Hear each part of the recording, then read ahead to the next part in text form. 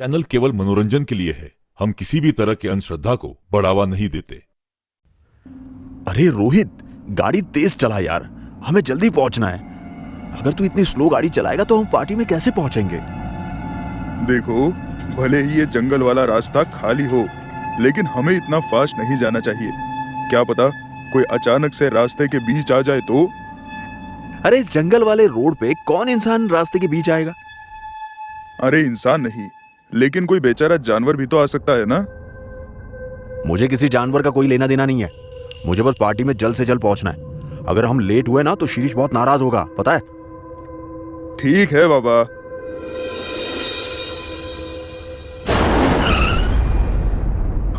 मैंने तुमसे कहा था ना कि जंगल के रास्ते से जानवर गुजरते हैं। देखो क्या हो गया। अरे छोड़ना, भेड़िया ही तो है, कोई इंसान थोड़ी ना मारा है हमने। ये मरा नहीं है, इसकी सांसें अभी भी चल रही है।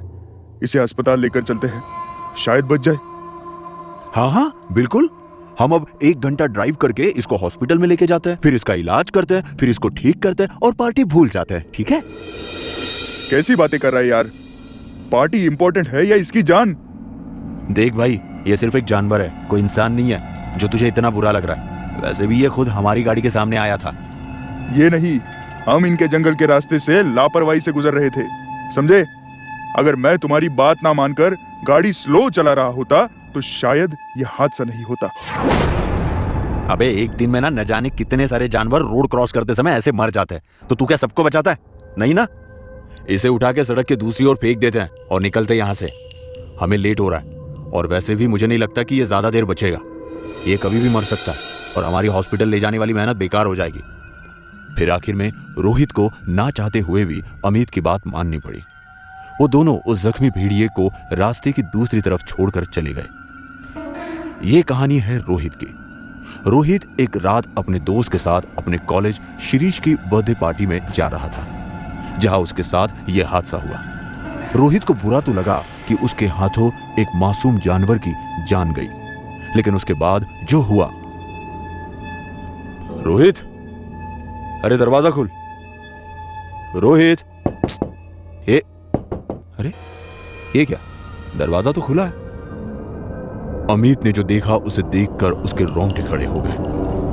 रोहित ने पूरे कमरे की दीवार पर अपने नाखूनों से फुरेदकर भेड़िए की तस्वीर बनाई। उसकी उंगलियां घिस चुकी थी, नाखून उखड़ चुके थे और उसके हाथों से खून निकल रहा था। अरे रोहित, तू ये क्या कर रहा है? देख, तेरे हाथों से खून कितना बह रहा है।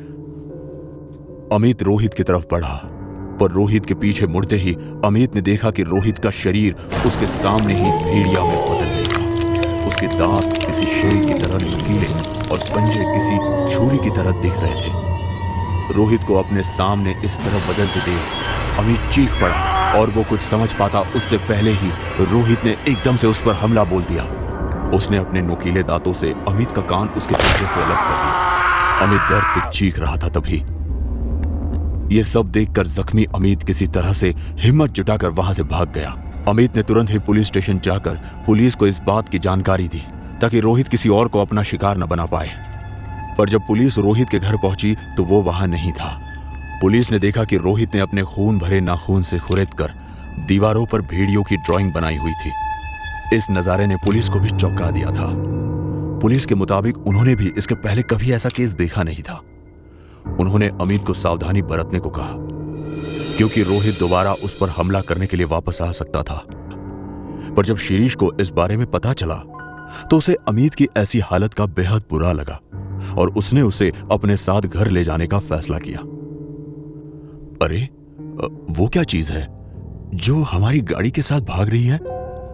लगता है कोई जानवर है। अमित ने भी उस तरफ देखा और वो चौंक गया, क्योंकि उनकी गाड़ी के साथ भागने वाला जीव कोई और नहीं बल्कि रोहित था। शिरीष, गाड़ी भगा, गाड़ी भगा। अरे वो भागने वाला जानवर कोई और नहीं बल्कि रोहित है। शिरीष को अपनी आंखों पे यकीन नहीं हो रहा था। अमित उनकी गाड़ी की रफ्तार के साथ भाग रहा था, जो किसी इंसान के लिए मुमकिन नहीं। यह देखकर शिरीष भी डर के मारे कांपने लगा और गाड़ी को और तेज भगाने लगा। रोहित बिना रुके उनकी गाड़ी की रफ्तार के साथ भागते हुए एकदम उनकी गाड़ी के सामने कूद पड़ा। रोहित के अचानक गाड़ी के सामने आने से शिरीष ने अपनी गाड़ी का आपा खो दिया और उनकी गाड़ी जोर से एक पेड़ से टकराई। इससे शिरीष और अमित दोनों जख्मी हुए। दोनों किसी तरह गाड़ी से बाहर आए तो उन्होंने देखा कि रोहित उनकी ही तरफ आगे बढ़ रहा है। अमित और शिरीष धीरे धीरे लड़खड़ाते हुए वहां से भागने लगे। उस वक्त शिरीष सबसे ज्यादा डरा हुआ था, इसलिए वो अमित को अकेला छोड़कर सीधा जंगल के रास्ते भाग गया। अरे अरे शिरीष रुक जाओ, मुझे अकेला छोड़कर मत भागो। शिरीष रुक जाओ। अमित शिरीष को पुकारता रहा पर वो नहीं रुका। शिरीष जंगल के अंदर तो चला गया, पर जंगल के अंदर जाने के बाद उसे एहसास हुआ कि उसे अमित को अकेला नहीं छोड़ना चाहिए था। जंगल में बेहद अंधेरा था और वो जिस रास्ते से आया था वो रास्ता उसे याद नहीं था। शिरीष अब जंगल में भटक चुका था। दूसरी तरफ अमित डर के मारे रास्ते पर ही भाग रहा था, पर जैसे ही वो पीछे मुड़ा उसने देखा कि अब रोहित उसके पीछे नहीं है। अमित ने जल्दी से जेब से फोन निकाला और पुलिस को फोन करने लगा, लेकिन उसके फोन में नेटवर्क नहीं था। अब अमित के पास वहां से बचकर निकलने का एक ही रास्ता था कि वो वही खड़ा होकर वहां से गुजरने वाली किसी गाड़ी से लिफ्ट मांगकर मदद ले। वहां शिरीष अभी भी जंगल से बाहर निकलने का रास्ता ढूंढ रहा था। वो क्या था? कौन है वहां? कौन है? शिरीष दूर से उन पेड़ों को गौर से देखने लगा। तभी उन झाड़ियों से रोहित अपने उसी डरावने भेड़िए वाले अवतार में उसके सामने आकर खड़ा हुआ। शिरीष चिल्लाया और अपनी जान बचाकर भागने ही वाला था कि उसने देखा कि उसके पीछे ढेर सारे भेड़ियों का झुंड खड़ा है। शिरीष रोहित के सामने अपनी जान की भीख मांगने लगा। नहीं रोहित, तू मेरा दोस्त है ना, मुझे बचा लो। मुझे यहाँ से जाने दो रोहित। अगर तुम्हें यहां से जाने दूंगा तो मेरे बाकी के दोस्तों को भूखा मरना पड़ेगा। एक दोस्त के लिए मैं अपने 10 दोस्तों को कैसे नाराज कर सकता हूं? वहां अमित को दूर से एक गाड़ी उसकी तरफ बढ़ती हुई मिली। उस गाड़ी को देखकर मदद के लिए वो चिल्लाने लगा, पर वो गाड़ी नहीं रुकी। अमित ने फिर से पुलिस को फोन लगाने की कोशिश की और इस बार खुशकिस्मती से उसका फोन लग गया।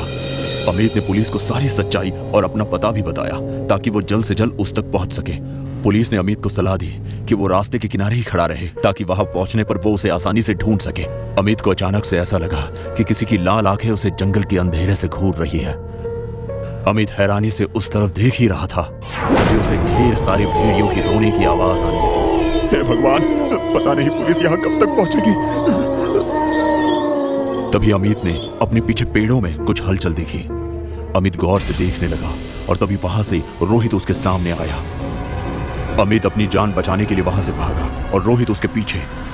रोहित ने पीछे से अपने नुकीले पंजे से सीधा अमित की पीठ पर वार किया और अमित दर्द से कराहता हुआ नीचे गिर पड़ा। तुझे हो क्या गया है रोहित? मुझे मत मार रोहित, मुझे मत मार। मैं जीना चाहता हूँ रोहित। मरना तो मैं भी नहीं चाहता था, पर तुम लोगों ने मेरी भी जान ली ना। क्या तुम्हारी जान? अरे ऐसे क्यों बोल रहे हो? याद है उस दिन जब तुम लोग यहाँ से तेज रफ्तार से गाड़ी चलाते हुए जा रहे थे और मैं चुपचाप यहाँ से गुजर रहा था? तुम लोगों ने अपनी गाड़ी से टक्कर मारकर मुझे जख्मी कर दिया था।